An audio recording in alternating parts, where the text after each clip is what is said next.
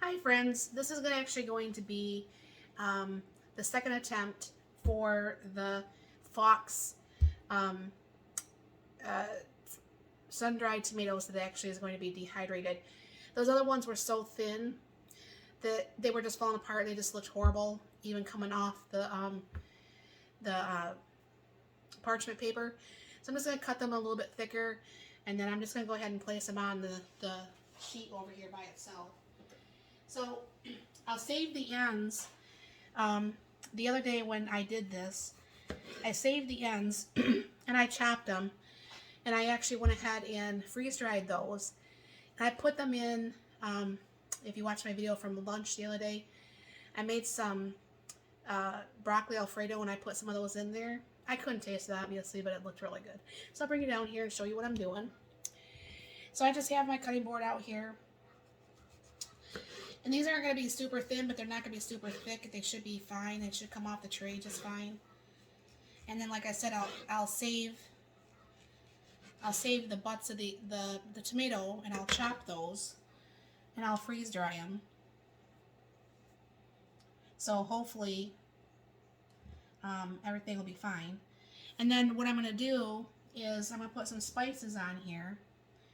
So if I did want to soak them in oil or whatever for like a Fox sun-dried tomato, that should hopefully work. So I have 9 trays in my Excalibur. I don't know for sure how many will get filled. I went out and I just picked all these tomatoes from the garden. There's not really that much more left out there. I mean, I know we bought one bushel from the local farmer that I always get them from, but I don't think I even needed to do that, honestly. But you know, I wanted to make sure I had tomatoes, and I always freak out when I don't see them getting enough. So what I'm going to do is I'm going to put you on pause for a minute, and then I will show you what the tray looks like, and then we'll get that seasoned and we'll put it in the dehydrator. Alright, I got that one whole tray done, so I'm going to go ahead and put some garlic powder. It's not going to be a lot of each one, obviously. Some oregano.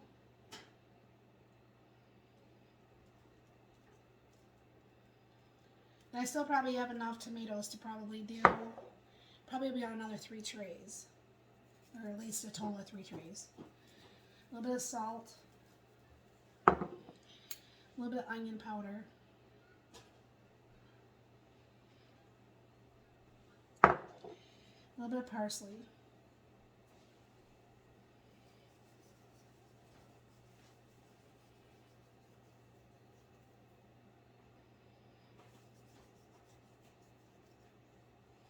And a little bit of pepper. And what I'll do is I'll get this in the dehydrator, and we'll get them all together once they're all done, and I'll bring you back once they're actually physically out of the dehydrator.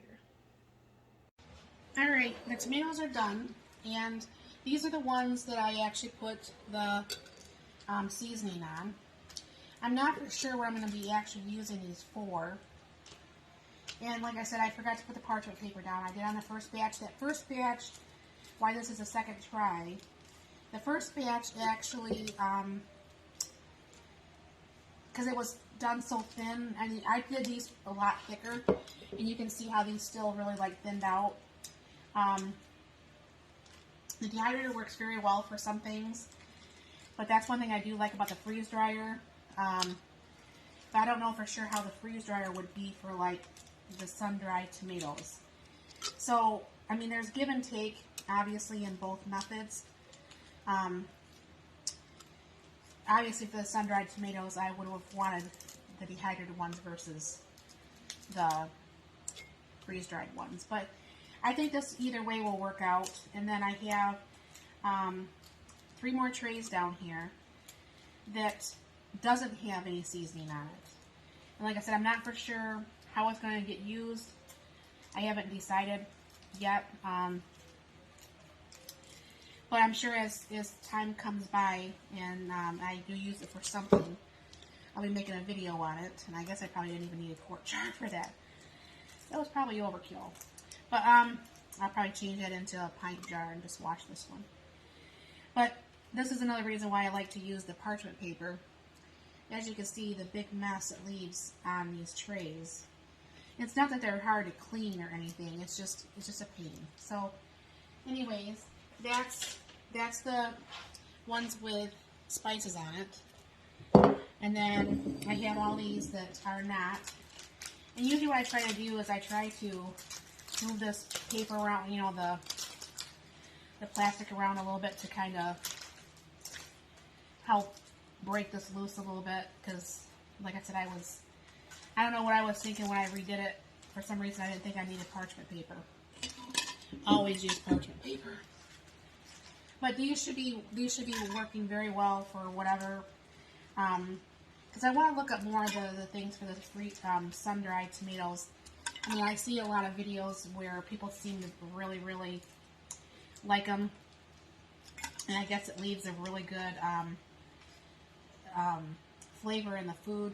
So that's what I'm going to try to aim for. But as you can see, I mean, it comes off very easily for the most part if you kind of, you know, move the liner around a little bit. I mean, it doesn't come off perfectly, but it comes off a little bit easier than not doing this. So, yeah. So, anyways, thanks for stopping by. And if you do make this up, kind of let me know and see if you like it. I mean, I think obviously I'm gonna have to wait till after I can taste better so I can actually make a full thing of what I do think of this versus freeze-dried tomatoes. But what I'll be doing is I'll be putting a jar on, lid on this, and I will be vacuum sealing it so this actually lasts longer. And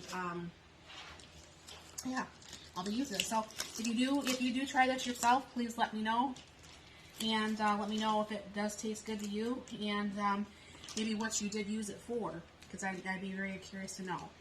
So thank you very much for stopping by. You have a very blessed and wonderful day.